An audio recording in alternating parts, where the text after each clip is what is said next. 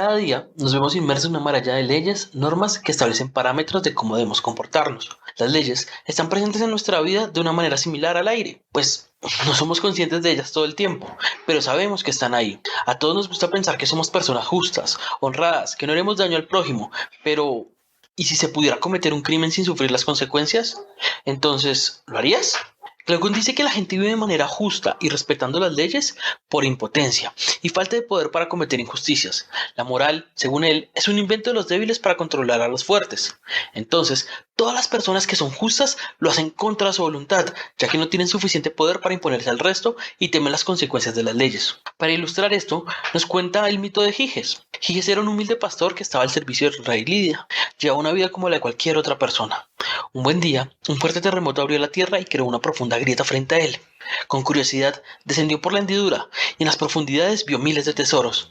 Entre todos ellos, un enorme caballo de bronce con una puerta en él. Se acercó y con mucho esfuerzo logró abrir la pequeña puerta. En ella encontró un cadáver de apariencia humana que tenía un anillo de oro en su dedo. De un solo movimiento, arrebató al esqueleto de su anillo y se lo colocó en el dedo. Al instante, Giges se volvió invisible.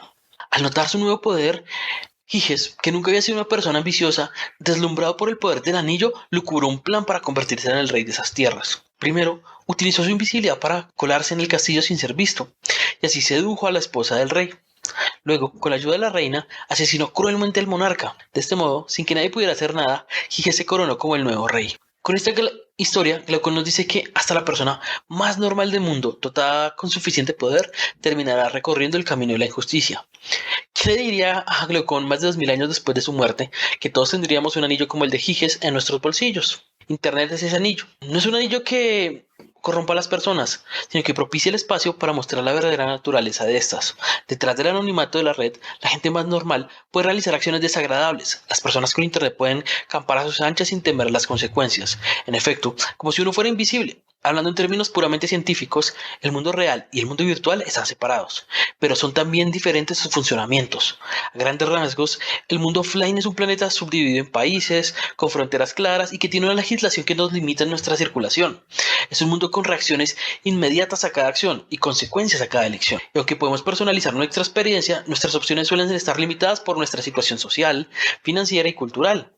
El mundo online, por su parte, es un conjunto de datos ilimitado y en constante expansión. Es un mundo sin fronteras. Es un mundo al que podemos ir fácilmente a donde queramos. Y si ciertos lugares se encuentran bloqueados de manera razonable, podemos encontrar formas de acceder a ellos.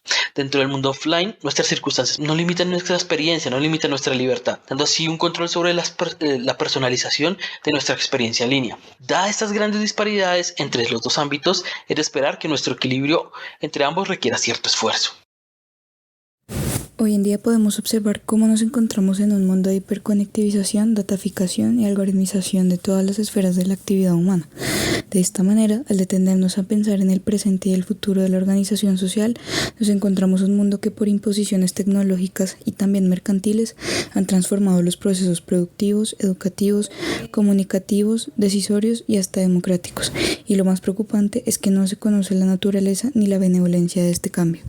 Todo lo anterior puede ser evidenciado a partir de la nueva realidad del Internet de las cosas, que es definido como un conjunto de elementos con identidades y personalidades virtuales que operan en espacios inteligentes usando interfaces también inteligentes para conectarse y comunicarse dentro de contextos sociales, ambientales y de usuario.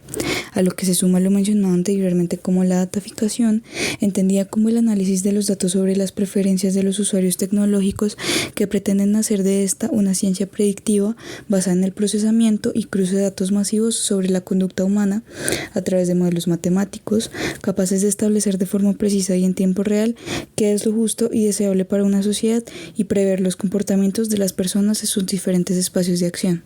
Ante esto surge la interrogante de ¿qué de lo que se conoce como interacción, cultura y sociedad permanece? Para esto, Habermas menciona: llamo cultura al acervo del saber en que los participantes en la comunicación se abastecen de interpretaciones para entender sobre algo en el mundo.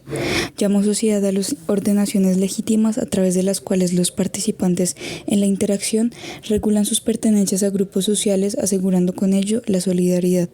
Y por personalidad entiendo las competencias que convierten a un sujeto en capaz de lenguaje y de acción, esto es, que lo capacitan para tomar parte en procesos de entendimiento y para armar en ellos su propia identidad. El campo semántico de los contenidos simbólicos, el espacio social y el tiempo histórico constituyen las dimensiones que las acciones comunicativas comprenden. El entretejimiento de interacciones de que resulta la red de la práctica comunicativa cotidiana constituye el medio a través del que se reproducen la cultura, la sociedad y la persona. Tales procesos de reproducción solo se refieren a las estructuras simbólicas del mundo de la vida. De ello, hemos de distinguir el mantenimiento del sustrato material del mundo de la vida. De esta manera, para entender el proceso organizativo como se ha estructurado naturalmente, se requiere de un proceso de interacción material ligado directamente al diálogo y al consenso social que posibilita la creación de estamentos morales que permiten ampliar y crear condicionantes morales colectivos y de común aceptación. Al toparnos frente a la reflexión del papel del mundo digital y las tecnologías en nuestras vidas, nos damos cuenta que la inserción cada vez mayor de estos procesos, que son parte del imaginario colectivo que creamos, interfiere en el correcto desarrollo de los procesos comunicativos, capaces de concertar qué normas, valores, sentimientos, virtudes y pautas son normalmente válidas y moralmente válidas. Desplaza el posible consenso entre afectados por un análisis cuantitativo de información subjetiva disponible. Entendemos a partir de las anteriores reflexiones cómo el mundo moral se torna tan confuso a la hora de enfrentar una realidad cuantificable y abstracta, en la que los preceptos sociales desaparecen, así como los conceptos, las percepciones de lo correcto, y nos topamos con un mundo de posibilidades que no pueden ser juzgadas y con un panorama cada vez ambiguo, pero también más permisivo frente a la actividad humana. Un estudiante de Relaciones Internacionales cuya tesis es sobre capitalismo digital se refiere a nosotros sobre la pregunta de cómo se moldea el anonimato en las redes sociales y en la digitalización, también a partir de cómo es el sacrificio de datos y el problema de la cultura online versus la cultura en la vida real. Bueno, pues cuando se habla de anonimato toca hacerse la pregunta de hasta qué punto es útil guardar toda la información y saber también hasta qué punto es útil llegar a violar la privacidad de un ciudadano con fines de todo tipo, ¿no? Pero a la vez, cuando se habla de conductas online, pues uno está accediendo básicamente a un pacto en el que uno entrega información a través de conductas digitales y uno se atiene a que esas conductas puedan ser utilizadas de una forma determinada que pueda violar pues el anonimato. Sin embargo, puede haber conductas o puede haber legislaciones o agencias en la actualidad que protejan lo que se conoce como anonimato de la información personal, pero el registro conductual de las redes sociales sigue permaneciendo y sigue habiendo una clara violación. Entonces por eso pues la línea es muy difusa con respecto al tema del anonimato de las redes sociales. La era digital y tecnológica ha tenido en su haber importantes aciertos y avances como también problemáticas mayúsculas. En este sentido, mientras que pueden destacarse ventajas de la interconectividad, como la atomización de la información y la facilitación de labores diarias, comparativamente hay una liquidificación cultural progresiva que se asienta en la debilitación del individuo y la construcción de una realidad ficticia, que llega a ser capaz de sustituir al mundo social material. Del mismo modo, este proceso depredador de la conciencia también está debido a la masificación de la comunicación y a la existencia de un sinnúmero de voces de alcance mundial que terminan por sofocar la interioridad de cada miembro de la sociedad inmerso en este estanque invisible. Y es en este punto que puede terminarse con mayor fuerza esta liquidificación de lo real, a la luz de que el crecimiento sin retenciones del mundo digital se cierne sobre el individuo como una suerte de lentes de filtro oscuro, con los cuales es cada vez más difícil observar y detallar la realidad, y se caracteriza una visión permeada y contextualizada por constructos artificiales digitales, véase las redes sociales, medios de comunicación, agrupaciones inmateriales de individuos a través de la red, y una multiplicidad de variables y visiones que atomizan y desagregan las concepciones individuales. Sin embargo, cabe analizar también cómo se hila este entramado social con estas magnitudes. Y en primer lugar, se entiende que la mayor parte de los avances tecnológicos a día de hoy han sido propulsados en mayor o menor medida y de manera directa o indirecta por el afán de aumentar y tecnificar la producción y el desarrollo material del capital. Es decir, que la mayor parte de los logros científicos, médicos y técnicos que ha alcanzado la humanidad se han dado con el fin de producir más, aumentando las posibilidades de acumulación y por ende fortaleciendo la indivisibilidad del capitalismo. La digitalización, por ejemplo, significó la apertura de nuevos mercados, nuevas lógicas de consumo y producción de mercancía, y conllevó a la fetichización de una realidad aparentemente coludida con el mundo físico, a pesar de que se consolidaba con un desapego creciente al ser social. Estas dinámicas productivas conllevan a introducir a Karl Marx, quien ante la tecnología y la producción dice lo siguiente: la naturaleza no construye máquinas, ni locomotoras, ferrocarriles, telégrafos eléctricos. Son estos productos de la industria humana, material natural transformado en órganos de la voluntad sobre la naturaleza o de su actuación en la naturaleza.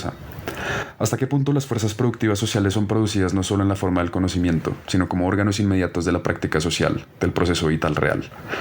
Esta proposición permite entrever que para Marx la irrupción de la máquina en el panorama productivo y económico termina generando un estado social en que el trabajador se convierte en un apéndice de todo un andamiaje técnico enfilado hacia la mercancía y la manufactura. Nuevamente, la distancia entre los individuos de una sociedad tecnificada con la realidad es creciente, aumentando la separación y la mediación de la tecnología con el mundo real. La maquinaria pone al obrero como un autónomo, como objeto de apropiación, y el individuo que vende su fuerza de trabajo o que utiliza medios digitales como herramienta para producir está también inmerso en un estanque inmaterial que lo sustrae del mundo exterior para enjaularlo en una realidad, donde también construye su propio conjunto social marcado por la plasticidad cultural y la irrealidad. Toda esta reflexión no trata entonces de llegar a posiciones neoluditas o cavernarias, sino que más bien pretende ser una lupa que permita observar el fenómeno de la digitalización y la tecnificación social a partir de sus consecuencias estructurales y los factores sociales y culturales que genera a medida que evoluciona, crece y se hegemoniza. Y es que, como dice Orlikovsky, la tecnología no se mide por los artefactos, sino por sus prácticas.